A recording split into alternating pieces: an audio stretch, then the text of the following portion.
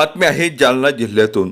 नांदेड समृद्धी महामार्ग प्रकल्पांतर्गत संपादित होत असलेल्या जमिनीस शासनाकडून अत्यल्प दर निश्चित करण्यात आले आहेत। बाजारभावापेक्षा कमी दर दिल्यामुळे शेतकऱ्यांमध्ये तीव्र नाराजी उसळली असून योग्य मोबदला मिळावा या मागणीसाठी शेतकरी आमरण उपोषणाला बसले आहेत।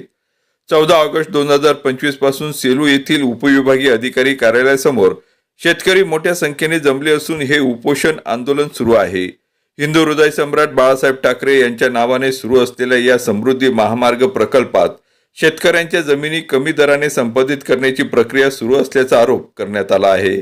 शेतकऱ्यांच्या प्रमुख मागण्या अशा आहेत की एक संपादित जमिनीला बाजारभावानुसार योग्य व न्याय मोबदला मिळावा, जमिनीचे तातडीने पुनर्मूल्यांकन करावे, संपादन प्रक्रियेत पारदर्शकता ठेवावी।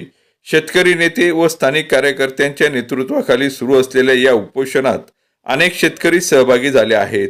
आमच्या जमिनीशिवाय महामार्ग शक्य नाही, मग आमच्या हक्कांचा मोबदला आम्हाला का मिळू नये, न्याय्य दराशिवाय उपोषण मागे घेणार नाही असा ठाम पवित्रा शेतकऱ्यांनी घेतला आहे।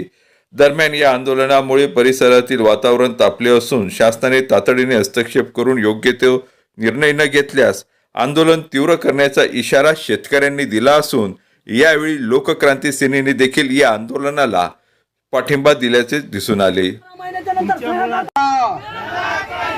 शेतकऱ्याला योग्य भाव, शेतकऱ्याला योग्य भाव, शेतकऱ्याला योग्य भाव। त्या लावटीचं करायचं काय, लावटीचं करायचं काय, त्या लावटीचं करायचं काय, लावटीचं करायचं काय। शेतकऱ्याला योग्य भाव, शेतकऱ्याला योग्य भाव देत कसा नाही, देत कसा नाही, देत कसा नाही। मी त्याला तुमच्या समोर दाखवू लागलो, बघितली का त्याला, बघितली का, मी पण बघितली का त्याला 7-12, मी 97 पासूनची 7-12 माझी बागायतीची दाखवायला त्याला, 97 पासूनची 7-12 त्याला बघितली नाही, 97 ची दाखवली, 2001 ची दाखवली, 2005 ची दाखवली। हे आमच्या बापदादाच्या जमिनी आहेत, आमच्या बापदादाच्या जमिनी जर तुम्हाला कोरडी मोल घ्यायच्या 1,60,000 एकर तुमची जमीन द्या, मी आता घेतो तुमची, या मीडिया समोर सांगतो। यायची जर जमीन 1,60,000 द्यायला तयार असतील तर यांनी आमच्या जमिनी घ्यावं 1,60,000।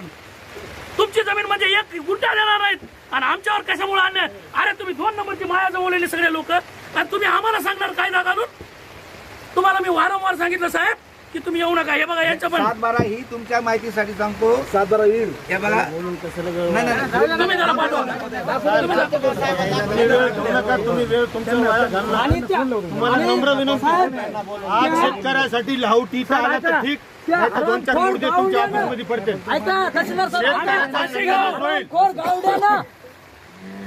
तीन याच्या सह्या आता माधर तोदाच्या 3 याच्या।